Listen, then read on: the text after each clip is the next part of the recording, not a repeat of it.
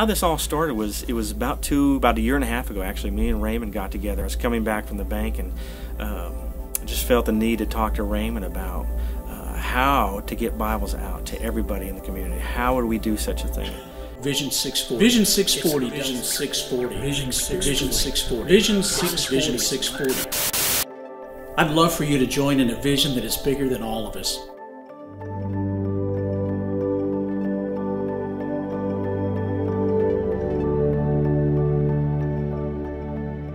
I got to meet with Raymond and the staff over at Dondale Baptist Church on how to and what they have already done promoting this, and I was totally overwhelmed by the maps they've drawn, how many houses they've counted out, and how far they have come with this already. It was just amazing to see this side of it.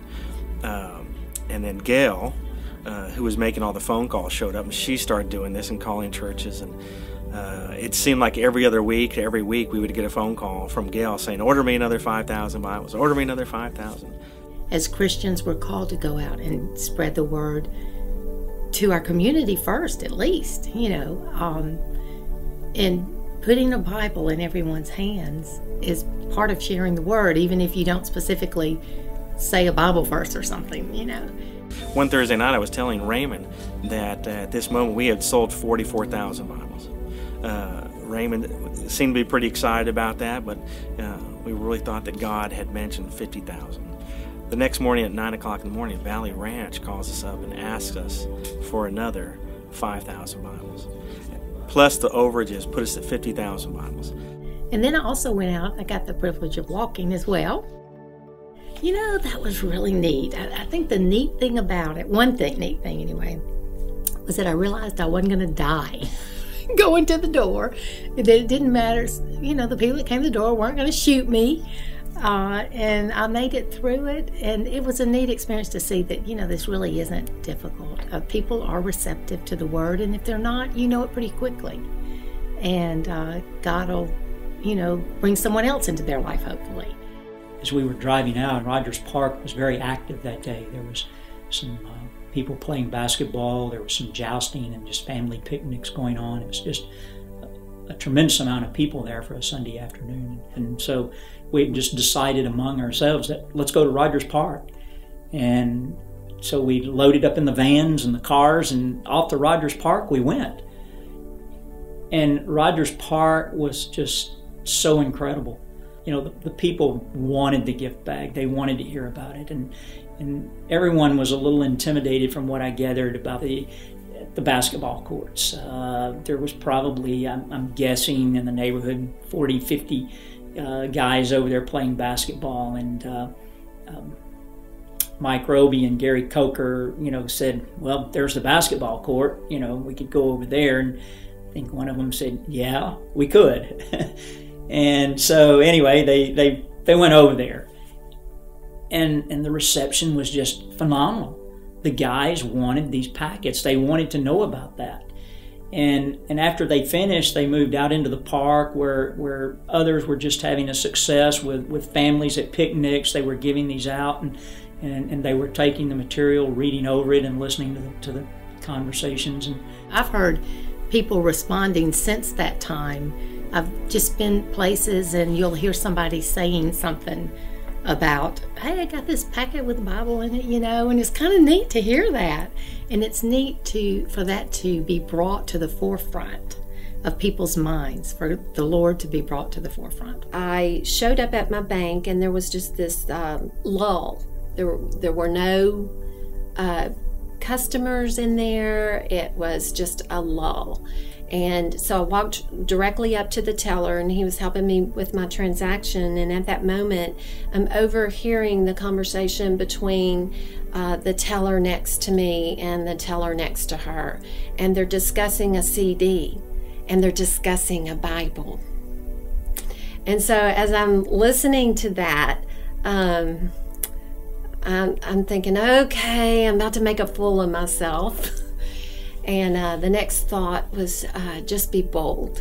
So I finished my transaction. I stepped over to the teller beside me, and I said, I overheard you talking about a CD and a Bible, and I happen to have some of these packets in my car. Would you like one? And she was just like, yes. And the other teller was like, yes, and asked me how much they would cost. And I said, they're free. We had a lady come to our church who had been away from church for quite a bit, for a good long while, and because of the Bible, and really touched her heart, it renewed her, it encouraged her, it gave her hope, and she made a determination, a decision that she needed to get back in church. And so it impacted her life, and one day she showed up at our church there not too long ago, carrying her ESV New Testament, all excited, and couldn't wait to tell us about it and how it brought a dramatic change in her life, which was the whole intent of, of the vision and going out into the neighborhoods. So we were really excited about that, and grateful and thankful our youth got to participate and do something for the kingdom of heaven. Just shows you that God can use anybody that's willing to go. This past week, we had a lady show up named Betsy from First Baptist Orange, and her daughter goes to Valley Ranch Baptist Church. Betsy says while she's visiting her daughter at Valley Ranch Baptist Church, she sees this lady standing over in the foyer, and she looks puzzled, kind of lost, holding a newborn baby. And so she walks up to her and asks her if she can help out in any way. Not being a member of that church, she feels kind of awkward, but can see there's definitely a need. So while she's greeting this lady, she says to her that she was from Baton Rouge, Louisiana, and her husband was over in Afghanistan, and she was staying with her brother for the last 4 months, and she didn't know kind of where to go to church. She asked, how'd you know, or how'd you come to know about Valley Ranch Baptist Church? And she says, someone came by a couple days ago and hung an ESV Bible on this little bag on my door, and was so excited to be here at church today. She didn't know what to do or where to go, but here it was, this little white bag.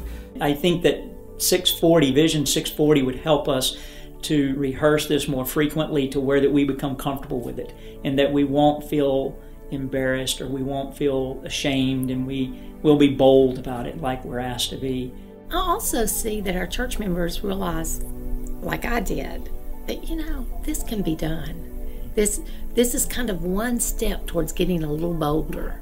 I can't wait to hear of stories from here on out of how God has touched somebody in a way that we'd never thought of, or getting out of our shells that we've never thought about doing this before. But it's really truly amazing what God is doing in the lives of church members and getting out and sharing the gospel. I think there's no way that we can add up the impact of how this program, the effects of this program, and the multiplying effect that it will have